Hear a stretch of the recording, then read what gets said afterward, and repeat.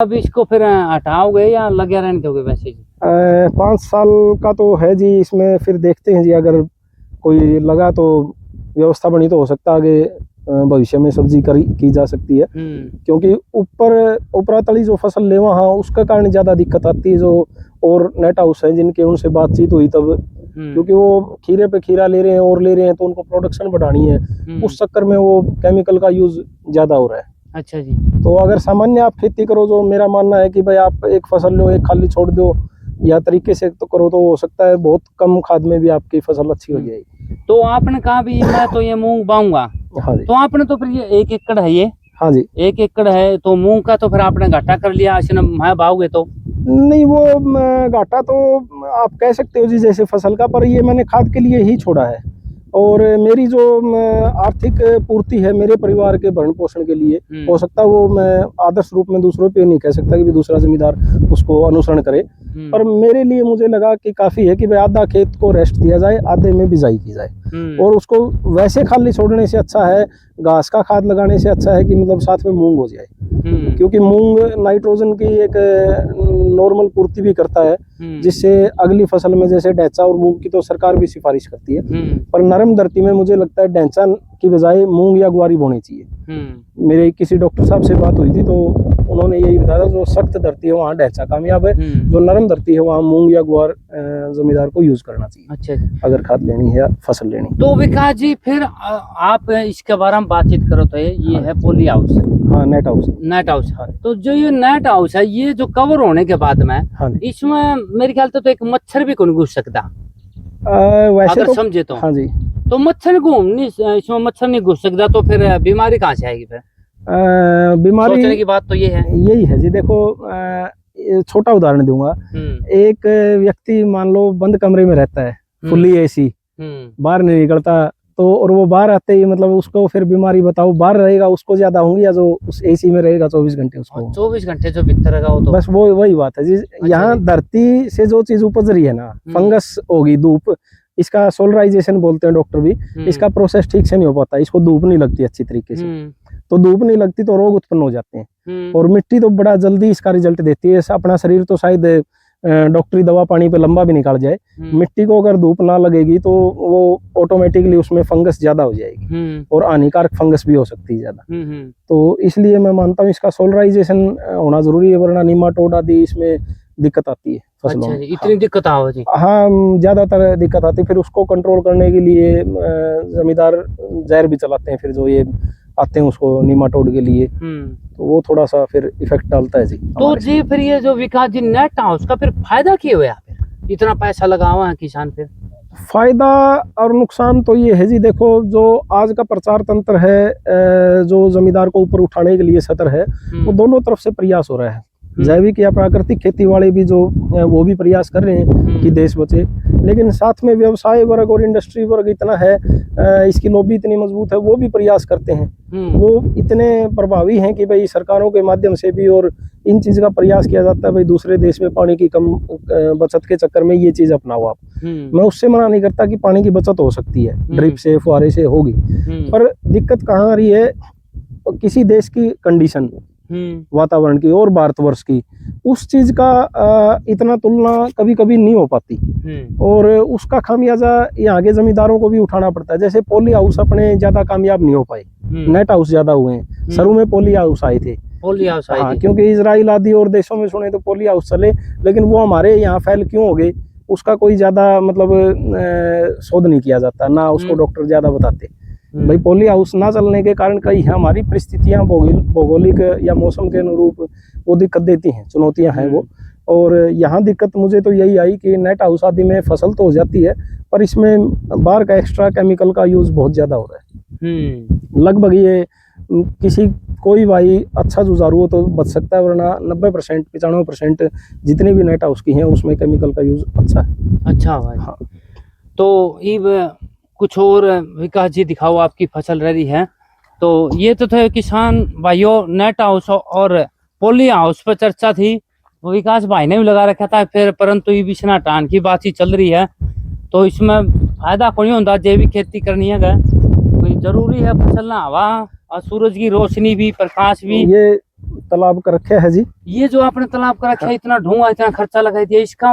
इसका ये है जी, जैसे अभी मैं मेरा खेत नहरी खेत बना चुका हूँ, तो जो साल में 3-4 बार आपके पास हमेशा ऐसा होता है पानी बाफर होता है, कभी बारिश होगी या कभी 2 बार आई 3 आ गए, तो एक्स्ट्रा पानी होता है जब मैं इसमें डाल लेता हूँ। और जब जितनी जरूरत होती है थोड़ी बहुत, वो इसी से निकाल के लगा लिया जाता है। अच्छा जी। तो उसके कारण ये मेरे को खेती में लाभ दे रहा है। तो फिर ये जो प्लास्टिक आपने बिछा रखा है, हाँ जी हाँ, ये प्लास्टिक क्यों बिछा आपने? ईटा पे पक्का कर सको थे? उसका मुझे यूँ लगता है जी, प्लास्टिक एक ये पॉलीथीन जो बिछाते हैं ये कम खर्चे का है, जमींदार वहन कर सकता है। पक्का करने के लिए हालांकि सब्सिडी वगैरह सरकार दे रही है, प्रोत्साहन, पर मुझे ऐसा सुनने में आया कि राजस्थान में केवल कच्चे पे ही सब्सिडी है। और मेरी समझ ये कह रही है कि जमींदार को बहुत ज्यादा हर जगह ईंट या पक्का मत करवाओ। अगर ये प्रोसेस है उसको चीपर पड़ता है तो आप 2-3 साल में उसको पॉलीथीन की सब्सिडी दे दो, वो ज्यादा अच्छा है। ये अच्छा क्योंकि ज्यादा कंक्रीट और ईंट वगैरह हर जगह बिछा देना, मतलब खेती की जमीन को भी आप हर जगह कंक्रीट में मत बदलो, मेरी समझ है ये। तो मुझे ऐसा लगा कि भाई ये चीज ज्यादा सूटेबल है। ये 3 से 4 साल हो चुके हैं इसको, और 1-2 साल और ये कोई दिक्कत नहीं आएगी। तो ये लगभग लाख रुपए के करीब आया था। तो 5 साल में इसकी कोई ज्यादा कॉस्टेज नहीं है, जबकि दरार तो ईंट वाले में भी आ जाती है अगर सीपेज वीपेज हो तो। इसका पंचर भी लग जाता है, अगर कोई सुराग हो गया तो उसमें टेप लगा सकते हो आप, तो सामान्य है, ऐसी कोई दिक्कत नहीं। और वैसे जल्दी से ये फिर सुराग भी को नहीं होता इसमें? नहीं, ऐसा नहीं होता जी, ये अच्छे माइक्रोन का होता है, लगभग 3-4 साल आपका बढ़िया रहता है। तो आप इतनी भारी खेती करने ला रहे हो, तो पशुओं ने फिर खल बिंदोले तो आप जरूर गेट दोगे दुकान पे लेके? नहीं जी, मैं लगभग 6 साल के करीब हो गए जी, और इसमें मैं बंद कर चुका हूँ जी। जब बाहर से खल बिंदोड़ा कुछ भी मैं अपने पशुओं के लिए नहीं लाता। हालांकि 3 साल पहले जैसे मेरे पिताजी गुजर गए थे, तो उनका मुझे एक धक्का तो जरूर लगा, क्योंकि मैं उनका काफी सहारा था मुझे यहाँ खेत में रहने के कारण। और अभी पशु मैंने कम किए हैं, अभी 3-4 पशु हैं छोटे मोटे। तो पहले 10-11 पशु हो गए थे, और मुझे ऐसा लगा कि जमींदार के लिए पशु में भी जो घाटा लग रहा है, जो मेरी कैलकुलेशन से आया, मुझे लगा कि एक ये मुख्य कारण है जो खल बिंदोड़ा आश्रित हमने अपने पशु कर दिए हैं। क्योंकि ज्यादातर नरमा का बिंदोड़ा आता है, नरमा में खूब पेस्टिसाइड यूज होता है, अत्यधिक हानिकारक, और वही बिंदोड़ा हम लाते हैं। और उसको जब खिलाओगे तो पशु का जो दिक्कत आती है भाई, या गैबन टेम्पनी हुई या और दिक्कत बहुत आम है उसमें, बोले भाई ये हाँ दूध से ज्यादा टल गई। तो जब नेचुरलिटी आप उसकी, मतलब आप उसको हरा चारा है, खेत में है, कहीं घुमाना है तालाब पे, ये चीजें लाभदायक हैं। आप ये जो चीज कर रहे हो ये खर्चीली है, इससे आपका आउटपुट नहीं बढ़ेगा। अगर आप मान लो, जैसे मैंने 4-5 भैंस थी मेरे पास दुधारू, मैंने एक महीने में 34-35 हजार का मेरा दूध बिका जी, अच्छे फैट की थी। और उसमें लगभग मैंने निकाला तो भाई महीने में 4 बोरी तो लगनी थी बिंदोड़े की। तो उसका आकलन करें तो 3,000 की लगभग वो पड़ गई। 12,000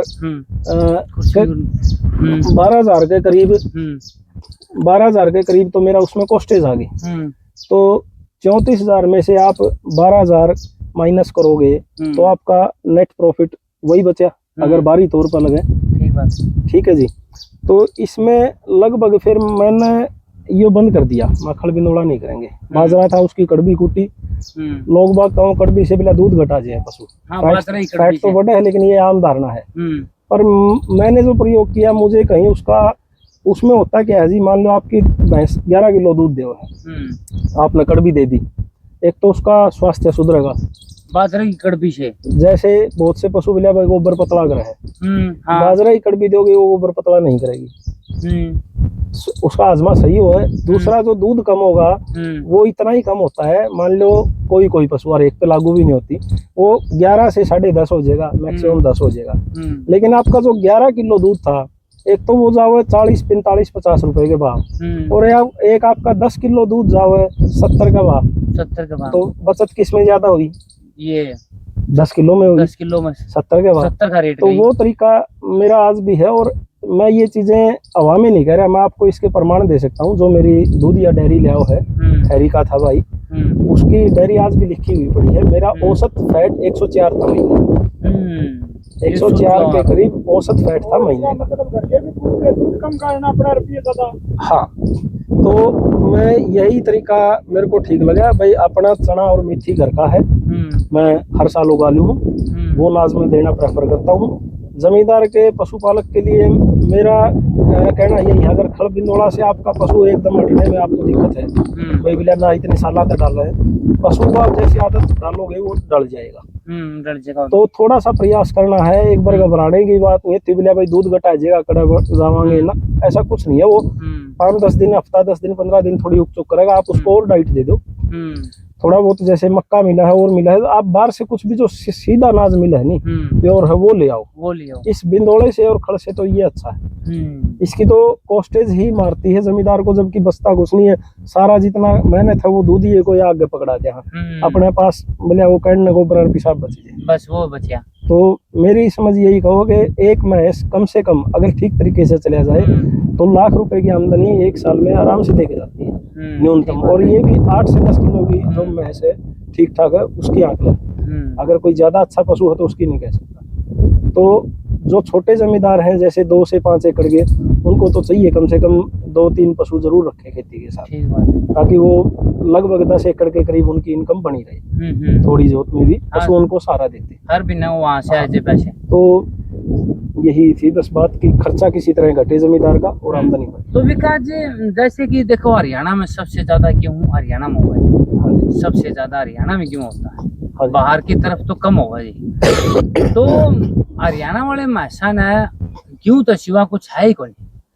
जैसा धान का एरिया है, धाना में थोड़े दिन ज्वार चलेगी, फिर वो धान लग जाएंगे और ज्वार खत्म, गेहूँ रह गया। गेहूँ का दलिया गेड़न खातर तो तैयार है, पर वो दलिया गेड़ तो दिया, वो 10-5 दिन तो गेड़ देंगे, 10-5 दिन पाछा उस मैस का इन्फेक्शन हो जाए दलिया तक, वो कहा भाई नरा दलिया सेद देगा, फिर डॉक्टर बुलाओ तो डॉक्टर बताओ ये बात है भाई दलिया सेद गया इसने, तो फिर किसान फिर दाव कड़ा। इसमें थोड़ी सी बात यह है, एक तो पशु मशीन नहीं है, पशु अपनी तरह जीव है। हाँ। दूसरा पनीर बहुत बढ़िया चीज है जी, लेकिन रोज आपने देवांगे तो आप भी बीमार हो जाओगे। हाँ, कोई कौन खा पाओ रोज पनीर। हाँ, ठीक बात है। तो सीधी बात यह है कि विविधता पशु भी मांगा है। जब उसने पाली घुमाया कर दे तो वह तरह तरह की जड़ी बूटी में गायें खाती थी, अपने अनुरूप खाती थी, जो प्रकृति ने उसको सेंस दे रखी उसके अनुरूप वो चीज चयन कर लेती थी। अब उतना संभव नहीं हो पा रहा, माहौल भी ऐसा हो गया और ना घर में उतने हो रहे, पर फिर भी कोशिश की जाए तो जमींदार जैसे जिसके पास खेती करने लायक जोत है और स्वयं खेती कर रहा है, तो वो कनाल 2 कनाल धरती चाहे अलग भी निकाले, थोड़ी सी विविधतापूर्ण एक तो हरा रखे। ऐसा नहीं होगा बिल्कुल एक ही तरह की फीड चल रही है। अगर हरा का विकल्प जैसे ज्वार बरसीनी है मुख्य तो उसमें भी कोशिश करें, बीच में जैसे बाजरा की कड़वी बताया भाई कोई इस तरह का मिल जाए, या कभी चने आदि का मेथी का न्यार पाइजे है, वो भी चरचराहट होती है, उसमें भी पशु खा ले है, थोड़ा मिला दो अगर ज्यादा नहीं खाता। सरसों की खड़ है, अच्छा विकल्प है, उस खड़ से तो बहुत ज्यादा है, चाहे थोड़ी दो आप, बोला खांदी कौन मैं थोड़ा थोड़ा दोगे तो कौन दिक्कत कौन आओ। 2 मैस मेरे पास भी ऐसी थी जो नहीं खाऊं थी, लेकिन बात यह है जैसे बच्चे को हम कड़वी दवाई देवा, हाँ चाहे वो रोता रहो, चाहे उसका मतलब जी दुख पाव उन्हें पता है उसका भला इसमें, हाँ भला। वही चीज पशु के साथ है, थोड़ा सा बदलाव करोगे वो एक बार कम भी खाओगा, चलना भी छोड़ देगा 1-2 दिन, लेकिन थोड़ा सा आपने मतलब सख्त रहना पड़ेगा। उसको चाट में कि और चीज है उसमें फिर थोड़ी खड़ वहाँ मिला दो, कुछ और करो तो दलिया है उसमें मिला दो, धीरे धीरे वो अडप्ट करने लग जाएगा। आप उसमें डालोगे तो डल जाएगा।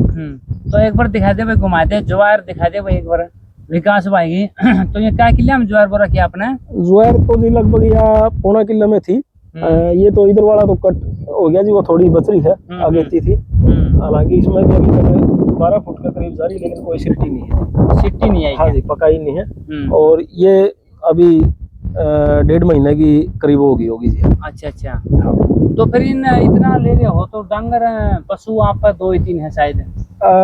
मेरा प्रयास थोड़ा सा है जी, मैं निरी तूड़ी कौन चरा के मतलब तूड़ी ठीक है भाई, जरूरत है। असल तो गर्मी का और सावन का जो महीना है इसमें अरह की भरमार होती है, तो पशु के आप जो प्रोटीन विटामिन के में पूरा करना है तो उस तक दो।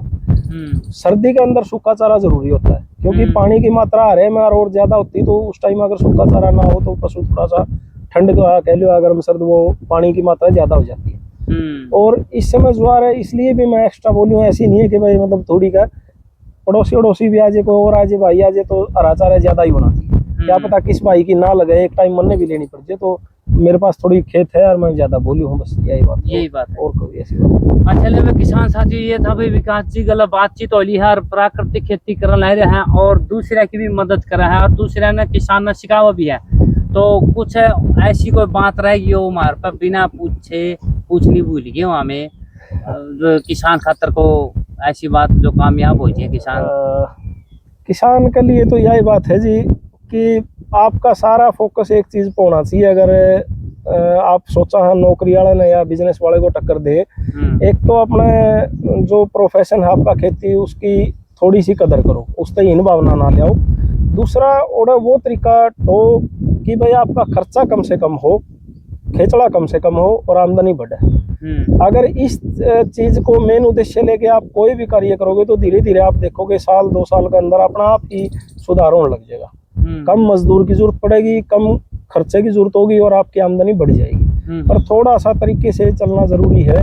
जिस प्रकार हमारे बुजुर्ग खेती करते थे कि शरीर की तो वो गुलाई दिया करते, इसमें कोई दो राय को नहीं, लेकिन आज तो शरीर की गुलाई भी उनसे बहुत कम होगी क्योंकि मशीनीकरण बहुत आ गया है, अपने पास सुविधा है। तो उतनी शरीर की देने की जरूरत नहीं है भाई जितना शरीर बूढ़े तोड़िया। पर उससे अच्छा है थोड़ा सा बाजारवाद से बचना। जो बाजारवाद की चमक दमक है कि भाई ये खाद ये बीज ये इतना दे देगा ना, अपनी धरती का ठीक ठीक ज्ञान बुजुर्गों से उसका तजुर्बा लो कि भाई अपनी खेती में के था। बुजुर्गों के पास बताने के लिए बहुत कुछ है, लेकिन थोड़ा सा नई पीढ़ी को भी मतलब इतना ना तिरस्कार करें, बुजुर्गों से पूछें, वो बहुत कुछ आपको बता सकते हैं जो बगैर खर्चे का उनका तजुर्बा है और 100% एक्यूरेट बड़ा तजुर्बा है उनका। तो ऐसा तालमेल करने से मुझे लगता है कि टोटली बाजार पे ना निर्भर रह के अपने तजुर्बों को अगर रखेंगे और थोड़ा बहुत जैविक प्राकृतिक खेती की तरफ भी ध्यान करेंगे तो निश्चित तौर पे वो खेती से अच्छी आमदनी ले पाए। ठीक बात। तो किसान साथियों विकास जी का भी नंबर लेवाएंगे, भाई किसी ने भी कुछ जानकारी लेनी हो तो फोन नंबर करके फोन कर लियो किसी भी टाइम, उसी टाइम पर आपने जवाब देंगे। एक बार नंबर दे दीजिए। 999 101 97 79। एक बार और बोल दो। 999 101 97 79 7। तो विकास भाई का बहुत बहुत धन्यवाद करा। हाँ विकास भाई धन्यवाद आपका, आपने जो इतना टाइम दिया। तो अगली बार फिर ऐसा ही किसान से मिलाएंगे जो प्राकृतिक खेती करा है। तब तक के लिए धन्यवाद। जय हिंद।